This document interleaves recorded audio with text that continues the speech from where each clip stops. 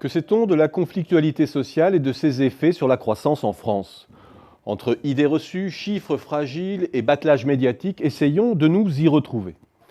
A priori, la poussée de fièvre sociale du moment appartient à ces secousses récurrentes mais espacées que connaît la France depuis plusieurs décennies. Elle rappelle les conflits de 1995, les grandes grèves intervenues entre mi-novembre et mi-décembre contre le plan Juppé, ou ceux de 2010 contre la réforme des retraites, une contestation qui s'était étendue du printemps à l'automne et qui avait conduit également au blocage des raffineries. Si nous nous en tenons à ces références, la portée du conflit actuel sur la croissance doit être relativisée. Les grèves de 1995 avaient amputé de 0,2 points la croissance selon l'INSEE, mais à l'époque, tout était bloqué. Et l'effet négatif avait été rattrapé dès le trimestre suivant.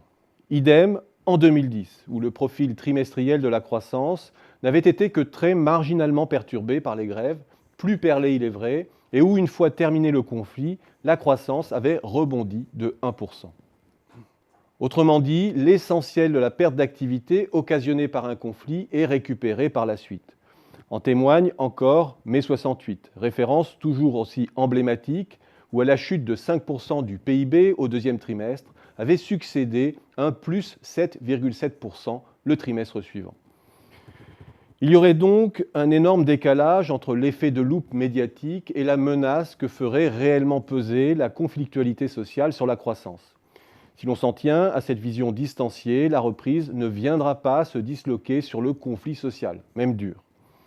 Reste néanmoins l'effet négatif sur le tourisme ou la restauration. Celui-là n'est pas récupérable et entre les attentats, la météo et les grèves dans les transports, il est clair que ce secteur cumule les handicaps, dont témoigne la rechute à contre-courant du climat des affaires. Reste surtout l'effet d'image auprès des investisseurs étrangers, sachant néanmoins que la France loupe plutôt une occasion de rehausser une perception déjà négative et bien ancrée dans l'esprit des investisseurs. Et c'est finalement sur ce dernier point que j'aimerais m'attarder. Que savons-nous réellement de la qualité de notre dialogue social en comparaison de nos concurrents? Assez peu de choses, car les séries de journées de travail perdues dont on dispose sur longue période grâce à la DARES ou au BIT suivent des méthodologies et couvrent des champs qui varient dans le temps.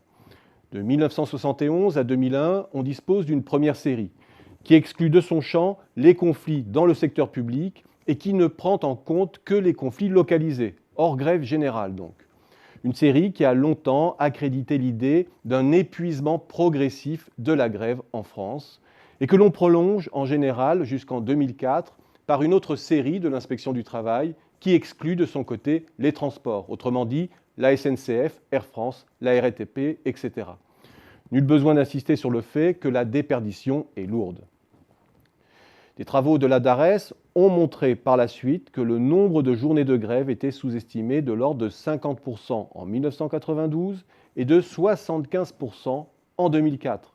Un biais considérable et croissant avec le temps, lié à une perte de visibilité des conflits, du fait de la montée des services, d'une mauvaise remontée de l'information dans les PME et surtout d'un changement de nature des conflits, avec une montée des débrayages plus courts et plus fragmentés et un déclin relatif des grandes mobilisations professionnelles et interprofessionnelles. Autrement dit, même s'il existe une érosion, la conflictualité française demeure forte, tendance dont attestent les nouvelles séries de la DARES, beaucoup plus exhaustives et comblant les lacunes précédentes. La conflictualité ne recule que graduellement, avec des pics qui peuvent encore approcher ceux des années 70. C'est dire aussi s'il faut manier avec prudence les comparaisons internationales. Sur ce terrain hautement incertain, tout laisse penser néanmoins, et sans grande surprise cette fois-ci, que la France est bien en proue en matière de grève. Elle appartient vraisemblablement, avec la Belgique, la Finlande, l'Espagne, au groupe des pays à forte conflictualité. Il n'y a pas de mythe derrière cela. Oui, le dialogue social français est bien un dialogue de sourds qui protège peut-être de la régression des droits, mais qui freine aussi l'innovation sociale.